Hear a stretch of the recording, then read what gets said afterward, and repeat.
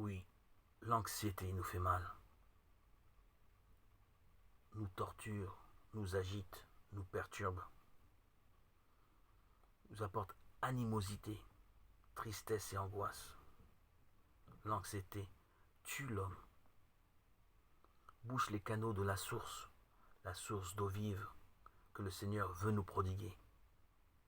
C'est pourquoi nous devons pratiquer la prière, car sans vie intérieure, nous fuyons la réalité et nous nous fuyons aussi nous-mêmes. Nous sommes des hommes et des femmes toujours en fuite. La prière de Jésus est le lieu où l'on perçoit que tout vient de Dieu et retourne à lui. Parfois, nous les êtres humains, nous croyons être les maîtres de tout. Au contraire, nous perdons toute estime de nous-mêmes. Nous passons de l'un à l'autre. La prière nous aide à retrouver la juste mesure dans notre relation à Dieu, notre Père, et à toute la création.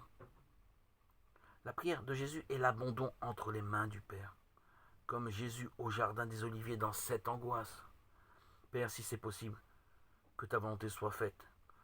L'abandon entre les mains du Père, c'est beau lorsque nous sommes agités, un peu inquiets, et que l'Esprit Saint nous transforme de l'intérieur, nous conduit à cet abandon entre les mains du Père. Père, que ta volonté soit faite. Chers frères, chères sœurs, mes amis, redécouvrons dans l'Évangile Jésus-Christ comme maître de prière.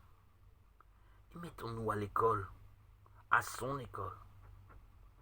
Et je vous assure que nous trouverons la joie et la paix en lui. Toute gloire et tout honneur pour les siècles des siècles. En lui, nous trouvons la paix, l'amour, la résilience, la joie